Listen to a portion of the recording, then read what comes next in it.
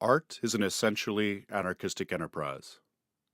Theoretical anarchism is more humanitarian and more likely to encourage progress than its law and order alternatives. The following essay is written in the conviction that anarchism, while perhaps not the most attractive political philosophy, is certainly excellent medicine for epistemology and for the philosophy of art. The reason is not difficult to find. History generally, and the history of revolution in particular, is always richer in content, more varied, more many-sided, more lively and subtle than even the best historian and the best methodologist can imagine. History is full of accidents and conjunctures and curious juxtapositions of events, and demonstrates to us the complexity of human change and the unpredictable character of the ultimate consequences of any given act or decision of men. Are we really to believe the naive and simple-minded rules, which methodologists take as their guide, are capable of accounting for such a maze of interactions? And is it not clear that the successful participations in a process of this kind is possible only for a ruthless opportunist who is not tied to any particular philosophy and who adopts whatever procedure seem fit to the occasion? This is indeed the conclusion that has been drawn by intelligent and thoughtful observers. Two very important practical conclusions follow from this character of the historical process, writes Lenin. First, that in order to fulfill its task, the revolutionary class, i.e., the class of those who want to change either part of a society, such an art, or society as a whole, must be able to master all forms or aspects of social activity without exception. It must be able to understand and to apply not one particular methodology, but any methodology and any variation it can imagine. Second, it must be ready to pass from one to another in the quickest and most unexpected manner. The external conditions, writes Einstein, which are set for the artist by the facts of experience, do not permit him to let himself be too much restricted in the construction of his conceptual world by the adherence to an epistemological system. He, therefore, must appear to the systematic epistemologist as type of an unscrupulous opportunist. A complex medium containing surprising and unforeseen developments demands complex procedures and defies analysis on the basis of rules which have been set up in advance and without regard to the ever-changing conditions of history.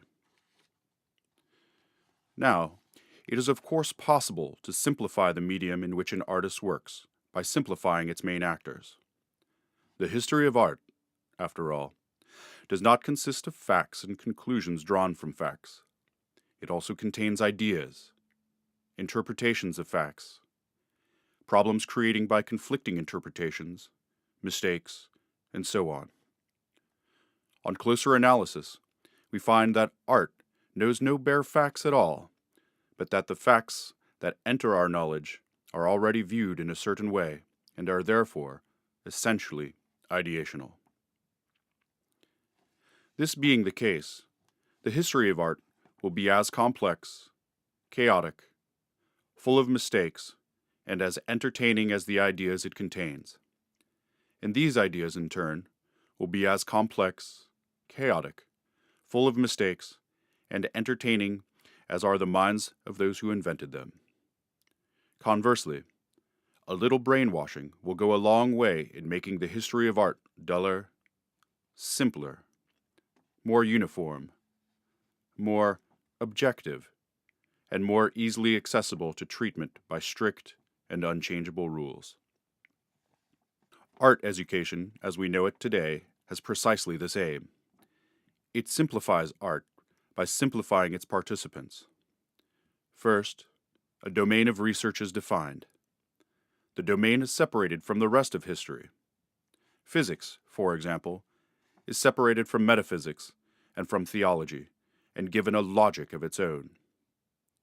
A thorough training in such logic then conditions those working in the domain.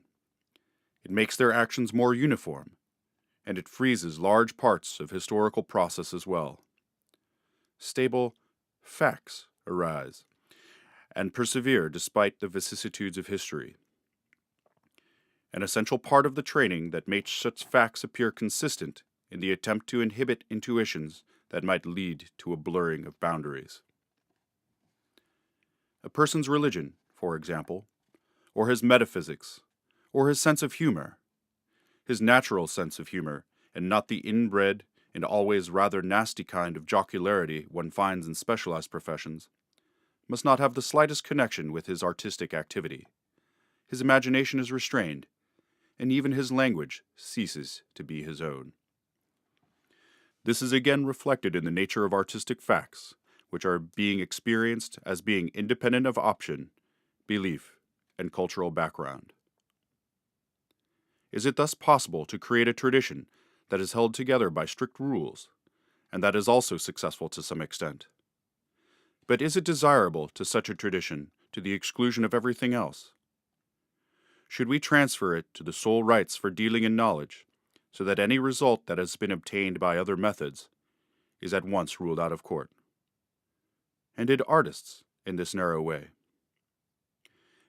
There are questions I intend to ask in the present essay, and to the questions my answer will be a firm and resounding